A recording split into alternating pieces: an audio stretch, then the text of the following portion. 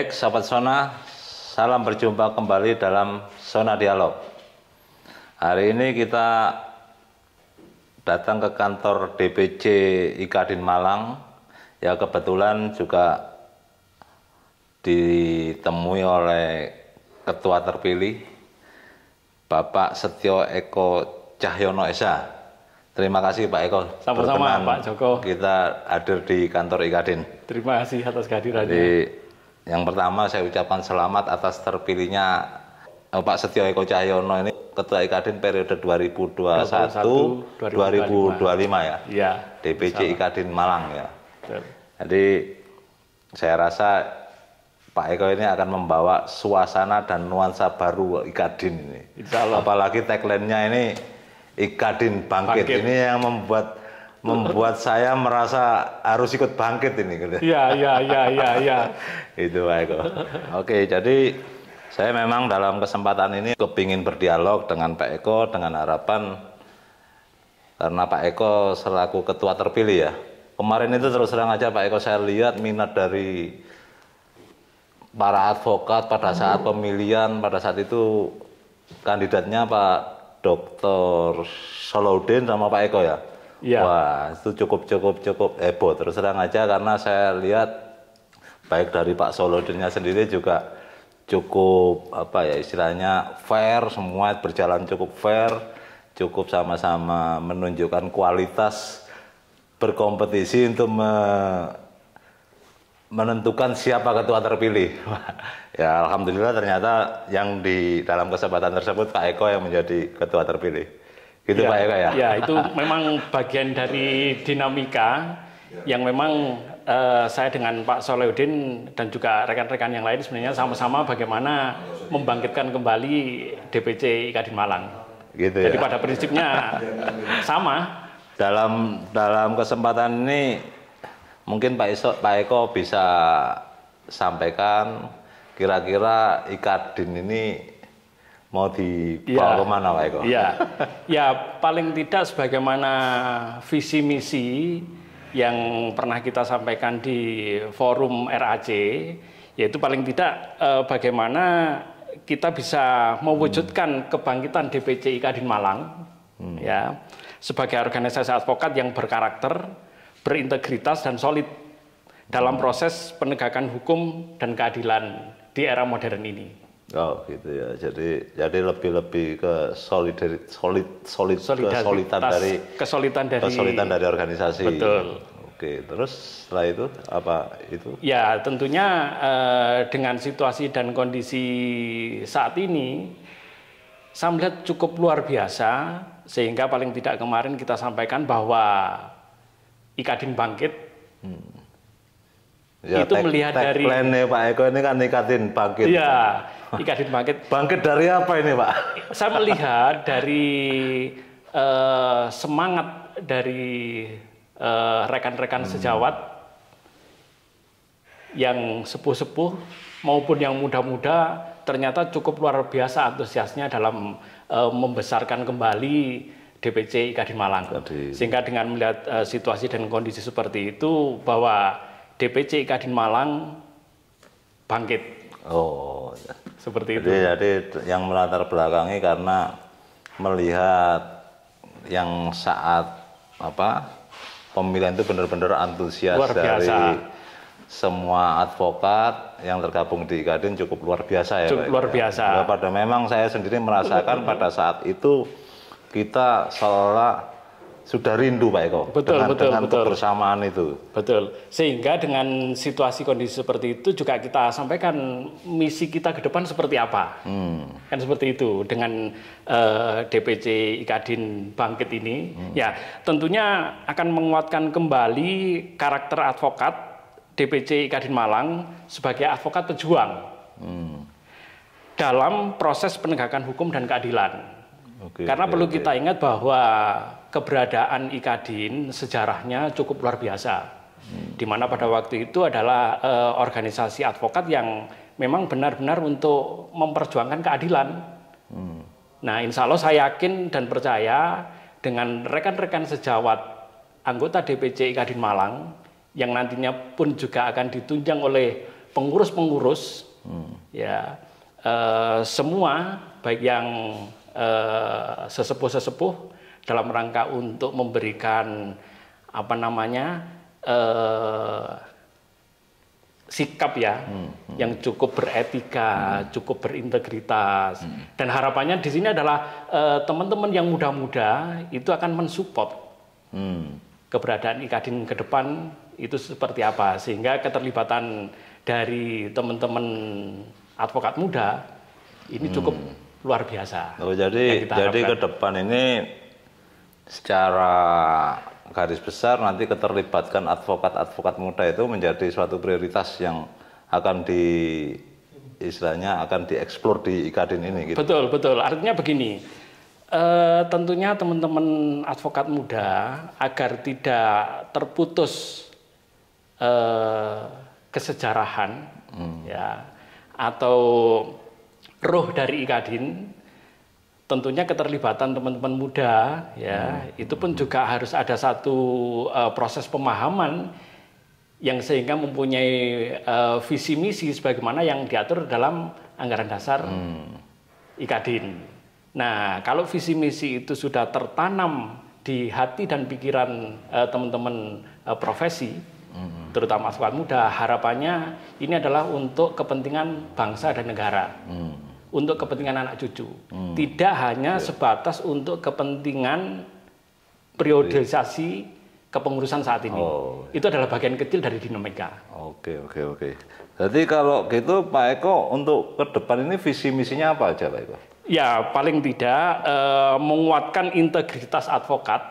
Yang tadi DPC IKADIN Malang dalam menjalankan profesi advokat agar sesuai dengan nilai-nilai etika profesi. Oke. Nah, kemudian juga adalah meningkatkan soliditas organisasi dan solidaritas antar anggota DPC IKADIN Malang. Karena ini cukup penting sekali terkait dengan rasa kebersamaan, rasa memiliki yang akan menguatkan visi dan misi organisasi. Betul. Sehingga soliditas dan solidaritas ini harus kita bangun secara bersama-sama. Itu. Nah, kalau tidak salah agenda berikutnya misi yang harus kita lakukan adalah mewujudkan DPC IKADIN Malang sebagai organisasi yang mandiri. Ya, yang dimaksud organisasi yang mandiri ini tidak bergantung pada individu. Ya, tidak tergantung daripada individu, tetapi keleluasaan dari pemahaman dan pengetahuan anggota dalam rangka untuk memajukan secara bersama-sama. Sehingga di sini kita hilangkan sekat-sekat antara senior junior. Tapi pada prinsipnya etika itu harus tetap dijaga. Kita jaga. Berarti kalau saya pahami kemandirian di sini harapannya organisasi ini akan digali gitu potensinya untuk sehingga mampu memberikan, kan kita tidak nutup istilahnya namanya organisasi kan tentunya kan tidak terlepas dari biaya operasional organisasi atau apa ini kan manajemennya kan harus ada ini Pak Eko. Betul. Jadi tentunya kalau yang saya tangkap dari Pak Eko, kemandirian di sini nanti berarti dari kepengurusan ini nanti akan mencoba mengeksplor untuk dapat menggali sumber-sumber itu. Betul, ya. Memang salah satunya adalah bagaimana profesional sebuah organisasi, ya tentunya terkait dengan kemandirian itu memang harus kita lakukan. Mulai dari penyiapan sekretariat yang itu harus mandiri. Iya, ini di awal ini sudah. Ya alhamdulillah, ini adalah dukungan dari rekan-rekan sejawat sebenarnya. Alhamdulillah. Dukungan dari rekan-rekan sejawat. Nah, dari situlah menunjukkan bahwa ternyata cukup luar biasa harapan-harapan dari anggota, dari rekan sejawat untuk memajukan organisasi. Sehingga apapun yang harus kita lakukan tentunya transparansi, kemudian pengelolaan organisasi, yaitu tadi mengedepankan transparansi, profesionalitas dan integritas, ya, dengan memberikan layanan dan perlindungan kepada anggota yang ditunjang dengan sistem administrasi dan manajemen yang modern. Nah, saya yakin dan percaya anggota-anggota kita itu cukup mumpuni. Sehingga bagaimana generasi muda ini yang lebih paham tentang IT, karena IT kan sekarang lagi apapun itu kan tetap tidak bisa lepas dari teknologi sekarang. Iya. Oke, kalau berbicara tentang pelayanan Pak Eko, ya tentunya kalau yang tadi disampaikan Pak Eko kan lebih ke arah penguatan di dalam organisasi Kadin. Ya. Sekarang untuk terkait dengan pelayanan masyarakat ataupun manfaat Kadin dapat bisa dirasakan masyarakat, ini program-program apa yang akan dicoba dikucurkan oleh Pak Eko ini? Baik, selama ini DPC Kadin Malang itu ada pos bantuan hukum. Nah, itu cukup luar biasa pada waktu itu. Dan tentunya ke depan fungsi dari pos bantuan hukum tentunya tidak hanya menjalankan atau menangani kasus-kasus bagi masyarakat yang tidak mampu, tidak hanya itu. Tetapi justru yang paling utama di sini adalah bagaimana keberadaan Kadin itu bisa dirasakan oleh masyarakat. Yang saya maksud oleh masyarakat di sini adalah kelompok-kelompok masyarakat. Nah, kalau sudah berbicara tentang kelompok-kelompok masyarakat, ini dalam arti luas. Sehingga keberadaan Kadin di tengah-tengah masyarakat itu hadir. Siap. Karena begini Pak Joko, kalau kita lihat dari profesi kita ya, bicara hukum ya, itu kan semua lini. Bicara sosial, ekonomi, budaya, lingkungan, pendidikan, kesehatan, dan lain sebagainya, itu ada di profesi kita. Sehingga paling tidak, kalau organisasi ini mampu untuk melakukan jejaring sosial, di dalam melakukan diskusi terkait dengan permasalahan-permasalahan yang berkembang di masyarakat, ini adalah satu kekuatan untuk kepentingan bangsa dan negara. Jadi nanti seperti penyuluhan hukum ke daerah-daerah itu nanti kemungkinan itu bisa dilakukan lagi kan seperti itu. Dulu DPC Kadin Malang sudah pernah melakukan itu. Ya, salah satunya pada waktu itu saya masih ingat betul kita melakukan penyuluhan terkait dengan buruh migran. Ya kan? Dari TKI, TKW, kemudian kita juga hadir di tengah-tengah mereka. Demikian juga terkait dengan persoalan-persoalan yang itu kasus struktural ya.